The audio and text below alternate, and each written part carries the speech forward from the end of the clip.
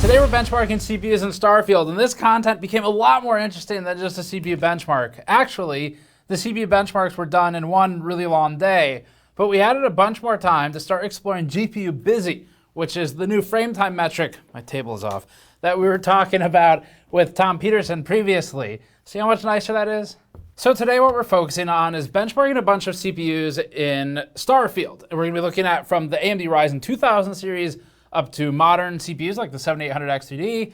And on Intel, we're looking at the 12th and the 13th gen of CPUs, including some overclocking time spent on the 13900K, just to try and see how much clock scaling there is in addition to CPU core count and other scaling. So a lot of really cool stuff. GPU busy in particular will be a lot of fun to go through because it's a new type of metric and we have something we can learn from it. Before that, this video is brought to you by Squarespace, and visiting squarespace.com/gamersnexus will give you 10% off your first purchase with them. We've built a number of our own websites with Squarespace, including our recently launched gamers.nexus site, where we list catastrophic PC hardware failures to inform subscribers of those failures. I built this site personally in a couple of hours by using Squarespace's Fluid engine to move blocks around visually until I liked it. We also built our store website with Squarespace using its built-in e-commerce tools, and of course we built a website for our CEO Snowflake because she demanded our audience know who really runs the show. Get to the core of your idea and spend less time on web design by signing up at squarespace.com/gamersnexus or click the link below. So for this topic, the key focus will be on CPU benchmarking, and that means building a CPU bottleneck. So we're gonna be using high-end GPU, high-end memory. We did test some memory bandwidth situations as well, we'll talk about today, to try and isolate as much load as possible onto the CPU. Now we've seen some efforts in the last couple days to explain why the 7900 XTX performs nearly identically to the RTX 4090 in this game. Those could range from anything as sort of generically phrased as poor NVIDIA driver optimization, up to things more specific, like we've seen some theories about low GPU utilization or low power usage via the TDP reported metrics in GPU-Z. Today, just to set the stage for this, we are not testing those theories. We did look into them. They're not going to be in this video. We didn't have any particularly interesting findings, but we did do another day of testing on them. But this piece is about CPUs, and for purposes of testing CPUs, because we can control the game settings, we were fully CPU bound in nearly all scenarios, as usual. And so we're able to represent what we want, which is just which CPU performs best or how do they perform relative to each other. So that's our focus today. We're keeping the scope limited to that. And a big thing here to remember too, this game is only a few days old and it's not officially fully launched yet. We really expect there's gonna be a major patch at some point in the near future, if not on launch day, probably within a couple weeks. And so we're waiting a little bit to see what happens because there's gonna be a lot of new testing that needs to occur as soon as there is an update. A couple points here. So some of the community discussion has centered around GPU-Z showing a 100% GPU utilization, despite the GPU having a lower reported TDP value in GPU-Z. So you might see 70% at say 4K Ultra, which we did see on a 4090, but 100% GPU utilization in GPU-Z. We've seen also some discussion around Windows Task Manager, which interprets things a little differently. So in this scenario, one of the comments I specifically saw was someone pointing out that their GPU was showing in summary in Task Manager as 30% utilized for a 4090, whereas the expectation was that because it was under high settings, it should be 100% utilized. And so when we briefly looked into that, the one kind of reminder here with Task Manager is Task Manager uses a very dumb and sort of simple method for almost sort of averaging the percent in summary for what you're shown for load. And so if you have graphics 1 or compute 1 or whatever at 100% load, it might still show the GPU as being only 30% loaded depending on what else is going on the GPU. So it's really not a great metric. We did some stuff with GPU view and we ran some traces during gaming. It was originally written into the script. It's not worth getting into for a CPU benchmark. It's just not. It'll be good for a future piece maybe as the game develops more. But it's possible for the GPU to be 100% loaded on one aspect of it and not pull full power, just as a reminder of how it behaves. So quick references, we ran some other games like Tomb Raider, and that was actually the case more often than not. Regardless, for this, we were largely CPU bound, except at the very, very top end, and we did some clock scaling tests for that, up to 5.9 gigahertz, just for something fun for the 13900K. And we have liquid nitrogen coming in for a follow-up on this piece that I'm really excited about. Now we get into some super exciting new data. This is with GPU Busy. We talked about this a couple weeks back with Tom Peterson, an engineer from Intel, who worked on the PresentMon update. Now, PresentMon is an open source utility. It's been used for a long time by the reviewer community, but the new update allows some insight into key metrics that allow us to look at bottlenecking between the CPU and the GPU more definitively. There's less guess and check involved. So this is genuinely very exciting because it's a potential paradigm shift for some of the representation of data in game and component benchmarks. So massive disclaimer here. This is a brand new type of data that we are presenting. The charts are new, and what we're learning from them is new. That means that as we continue down this path and use GPU Busy more to try and diagnose how games behave, it's possible and maybe even likely that our presentation of the data changes, or that our understanding of it or the sort of weighting of different aspects of it changes. For today, though, we feel pretty good about where it set us up and what it tells us about Starfield specifically. So we're gonna start with a ratio first. The chart looks kind of like this, or at least this is what we think it'll look like as we continue down this path. After we walk through this chart, we're gonna show you some of these charts, which are Frametime charts, but with GPU Busy. We think this will make it easier to absorb the data points. One very important thing, the ratio chart, there is no best. So that's a little different here. It's not like frame rate where bigger bar better. It's a little more nuanced because ultimately, what the ratio we're showing is, it looks at the split between total time spent rendering a frame and the time that the GPU is specifically busy in that process. And so the closer those numbers are to each other, to a 1.0 maximum value for the ratio, the more work your GPU is doing. Likewise, though, the CPU will be potentially underutilized. You are always going to have a bottleneck. It is unavoidable. It's the nature of how anything works in a computer. So there's no technical best. In other words, if you're more GPU bound, is that better to you? Well, it depends on if you feel like it's better to fully leverage your GPU at the expense of some other resource being limited by the GPU. And ultimately, we always just look for balance in a system, of course. And there's a lot more going on within the frames that we can't see yet either, but that's still to come.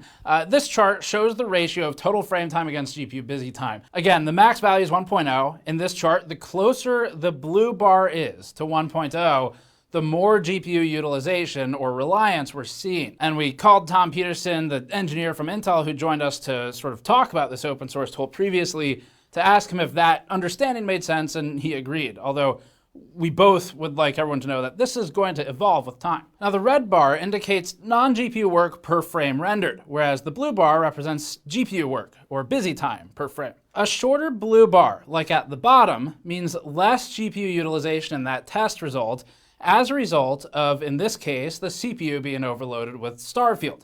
This tells us that there's an imbalance in the resources for the game. And a 0.5 result doesn't that's not necessarily best either, because first of all, it's kind of a sliding scale with the amount of resources you have available.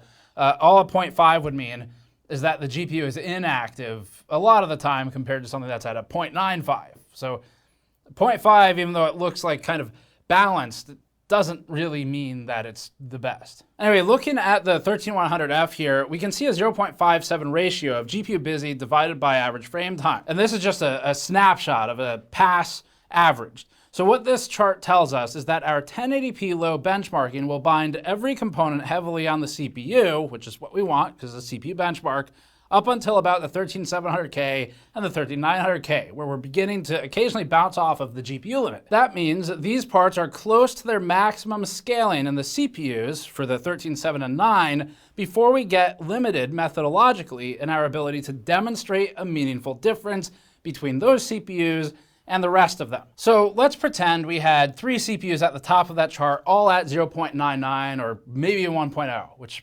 probably averaging wise won't, for rounding, it won't happen. But if we're at 0.99 or a perfect 1.0, what that means is that those 3 CPUs, we would not be able to declare that one is necessarily better than the other 2, and that's because we're limited on something else, in this case, the GPU. So if we're limited on the GPU, and that is represented now numerically, which is awesome. That's what I'm so excited about. With a 0.99 or something, then we can now definitively say, instead of kind of guessing at, it looks like it's GPU bound, we can firmly state this is GPU bound.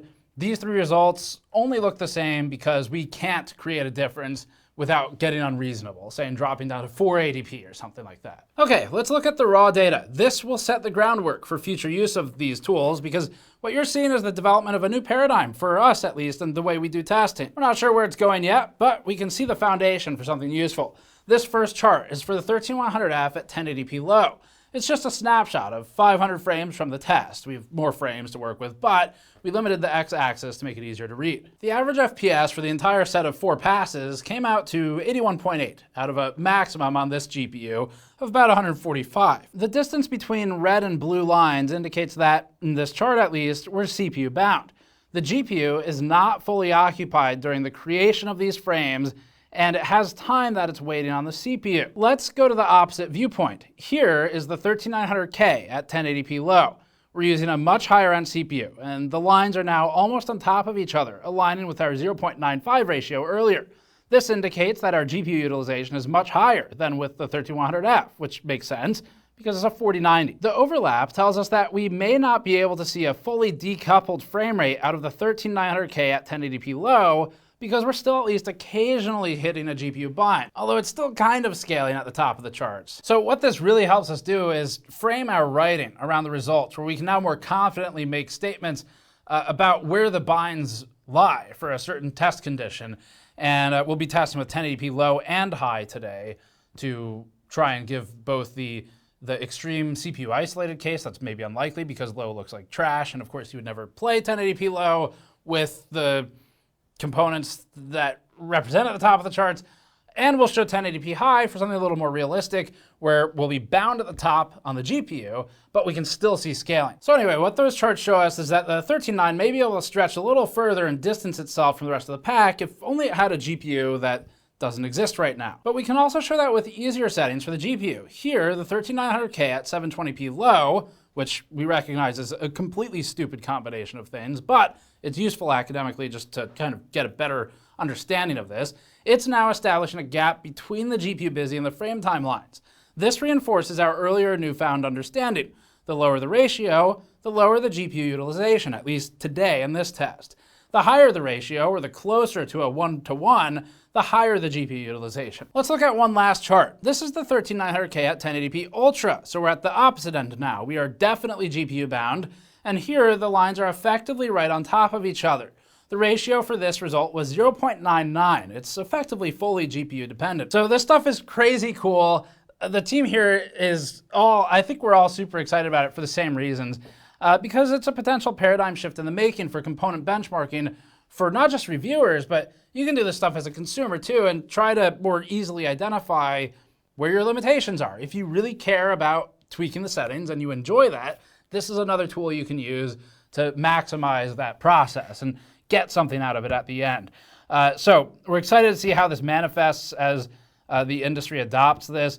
And on our side, we're already planning to integrate it going forward with additional reviews and game benchmarks at least. It really makes sense for specific game testing, but the settings on the chart, it feels like they need to be the same right now, because otherwise the ratios don't really mean anything. It's kind of useless if you're not controlled for the settings on the chart, because again, there's no higher isn't best. It just indicates where the bind is. Whether you care about the CPU or the GPU being loaded is kind of just a matter of taste and how much you want your one component you've invested in versus the other to be loaded. Now let's consider the RAM possibility. On this front, this is a theory that BuildZoid posted after seeing some CPU tests from another outlet. I think it was PC Games Hardware. And the simple stuff first, for our test today, just to make this immediately clear, we're not memory limited in the CPU benchmarks that we're working our way towards, or at least not meaningfully so, as compared to some other limitations that we have, which we're going to show you.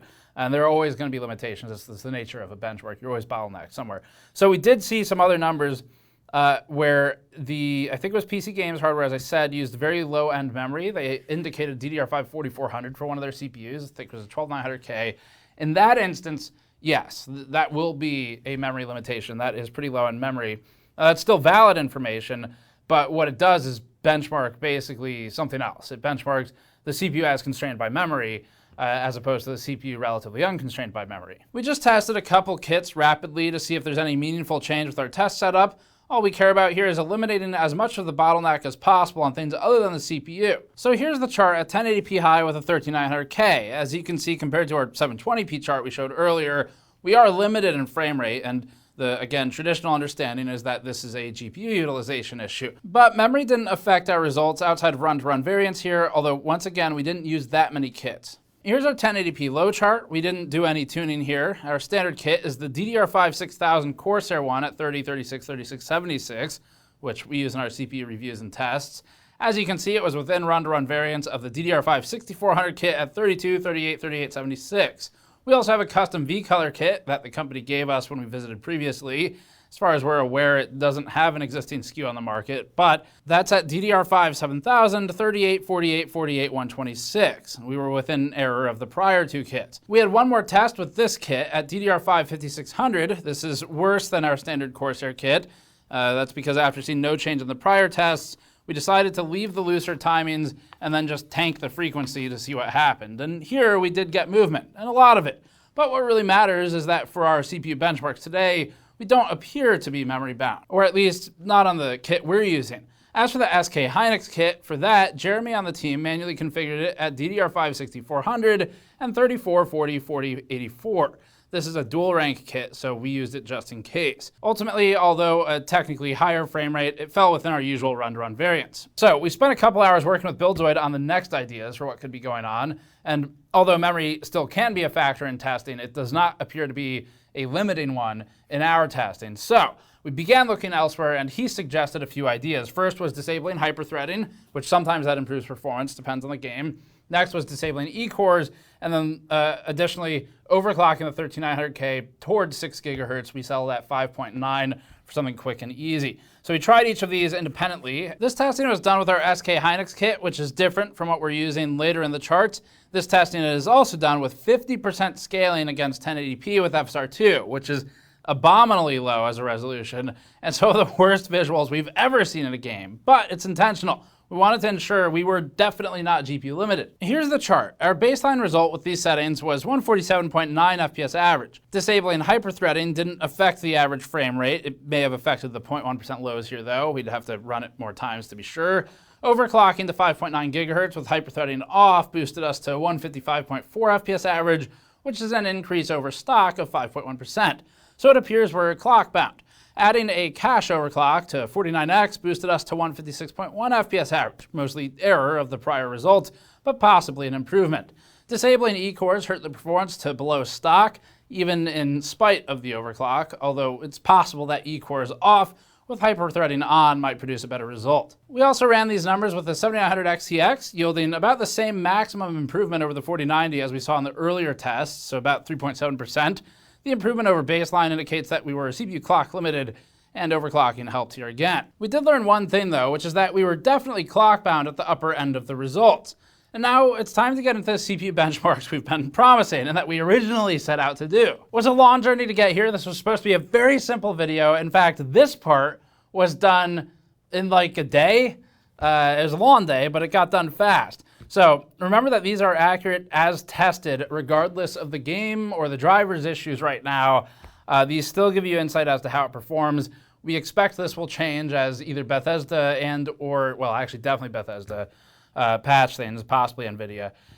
So if you're viewing this weeks or months in the future, check back. We'll probably have other benchmarks. They might be buried in a CPU or a GPU review though, and that'll be where we have newer data. Okay, here's the chart where we got the most scaling, but at the least realistic settings, and that's fine. We're starting with pure scaling at 1080p low. This helps people on older hardware have a better idea for their limitations, and most of this hardware is going to be limited by the CPU, not the other components, even with all the oddities, especially true for the older stuff. Anything with DDR4 is on our prior CPU test methodology kit that we've previously shown to be a strong performer. That's a 3200 1414 kit. At 1080p low, we're starting to become limited at the 13900K level, with the 13700K occasionally hitting that limit. This would be boosted with an overclock, as we saw earlier. The R7 2700 establishes the floor at 54 FPS average with these settings, And to bring attention to a few other older mainstays, users of the 3600, 3700X, and more modern 5600 and 5600X have plenty to gain if running on lower settings or overpowered on the GPU. X3D CPUs don't appear to offer as much of an advantage as we've seen in other games, with the 7800 X3D capping out at 124 FPS average, leading the 7700X by 15%. The 7950 X3D struggles with its usual oddities, despite using the core parking behaviors and the specialized OS setup that we detailed in our review.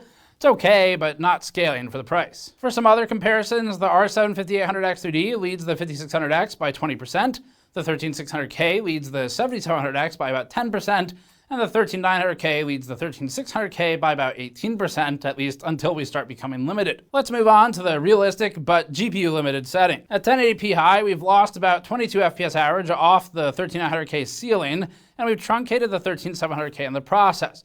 There's also a 13900K with a 7900 XTX on here, where we gained about 3.7%, similar number to before. But again, we use the 4090 for our test because this is a standard CPU review GPU that we use. In other words, for all our CPU reviews, this is what we use. And given the general proximity, we still get the most scaling here while still being able to remain consistent for our future CPU test suite. The 13600K and down have lost some frame rate from the average, but overall, we were CPU bound before, and we remain CPU bound now for those CPUs.